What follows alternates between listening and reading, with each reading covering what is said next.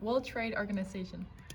Okay, basic information. The World Trade Organization was created on the 1st of January 1995. It was based on the General Agreement on Tariffs and Trades, also called the GATT, which was created in 1948 and was a provincial agreement and organization on trade and tariffs.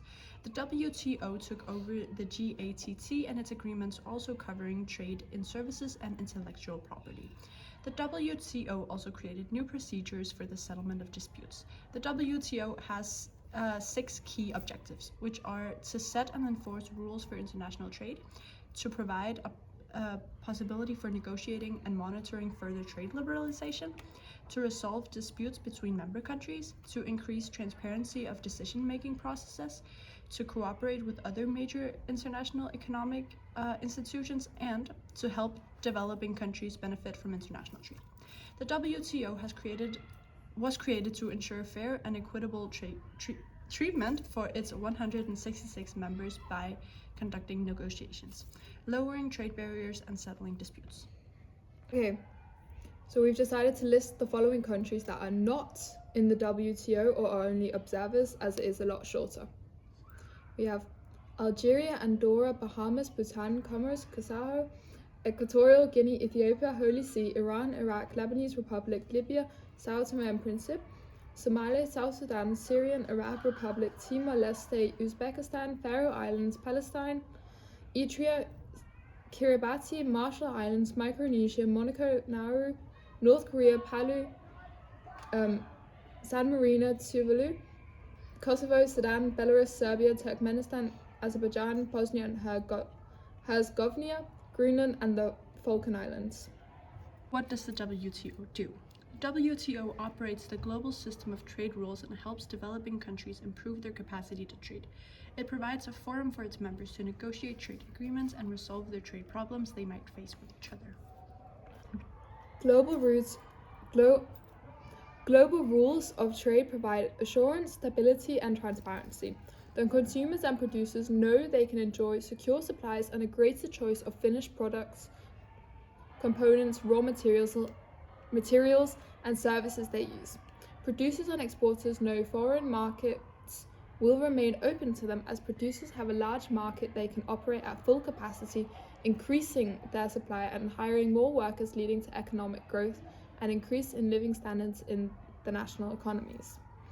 Decisions in the WTO are typically taken by consensus among all members. They are passed by members' parliaments. Trade frictions are channeled into the WTO's dispute settlement process, where agreements and commitments are interrupted, ensuring that members' trade policies conform with them. That way, the risk of disputes spilling over into political or military conflict is reduced. This can increase consumer confidence and lead to increased spending, as consumers benefit from a stable world situation. The WTO agreements are altered from time to time, and new agreements can be added. Changes to the rules of trade require the agreement of WTO members, who must reach a decision through negotiations. Recent agreements include the Trade Facilitation Agreement, which entered into force in 2017, and the Fisheries Subsidies Agreement, adopted by WTO members at the 12th Ministerial Conference in June 2022. The WTO Agreement on Fisheries Subsidies is a great example of how the World Trade Organization manages to create collaboration between member states. It is an agreement that prohibits harmful fisheries subsidies, first of all making it a huge milestone for ocean sustainability and ensuring future generations the possibility of fisheries by slowing down the depletion of world's fish populations. It is the first WTO agreement to focus on the environment, being especially important as it is binding. On the 15th September 2025, the agreement entered into force as 2/3 of members had deposited their so-called instruments of acceptance. As part of the agreement, a funding mechanism was created to accept voluntary contributions to provide technical assistance to developing countries. This agreement shows the ability of the World Trade Organization to make trade agreements accessible and transparent for all countries. Okay, now let's have a look at how Australia benefits from the WTO. Australia has been a part of WTO since it started in 1995 and was a part of the GATT before this. A great example to how Australia has benefited from and still is benefiting from the WTO as the newly established agreement on e-commerce.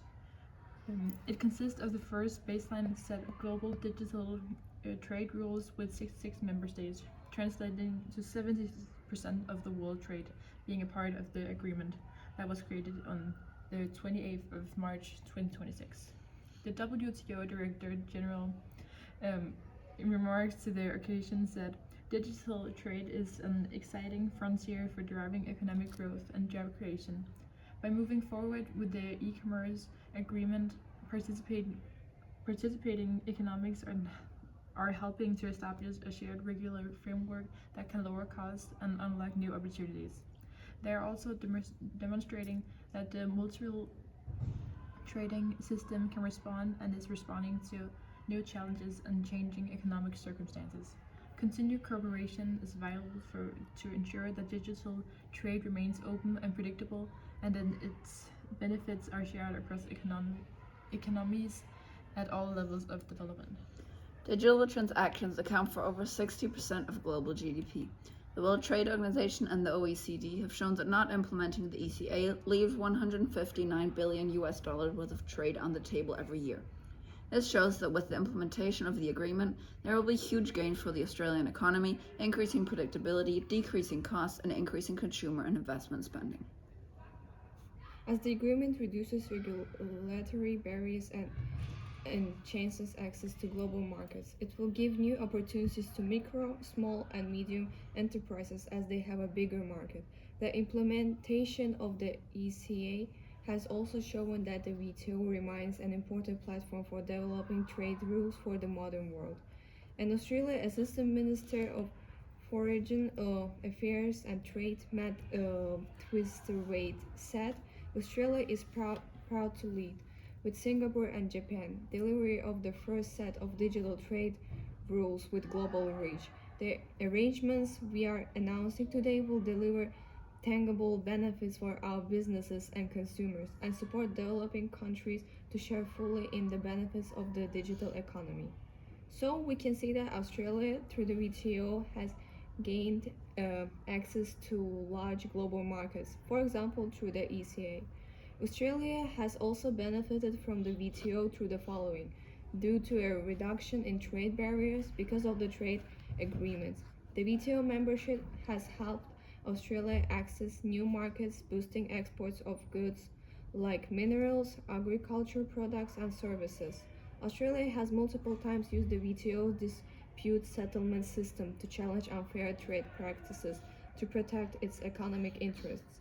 For example, Australia successfully challenged EU agricultural subsidies in 2003 and has come to an agreement with China on anti-dumping measures on Australia wine in 2021, preventing further escalation of the matter, showing that the WTO provides a stable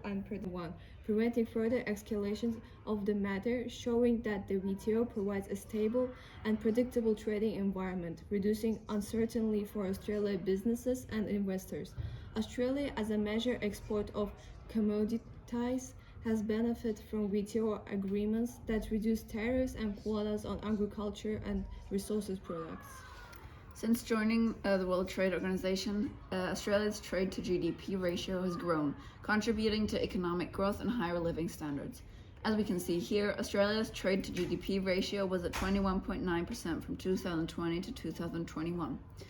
On this graph, we can see the steady increase of Australian trade as a proportion of GDP, especially in the export and import lines as of from 1995, which is where Australia joined the World Trade Organization. Thank you. Sources. Slide and sources.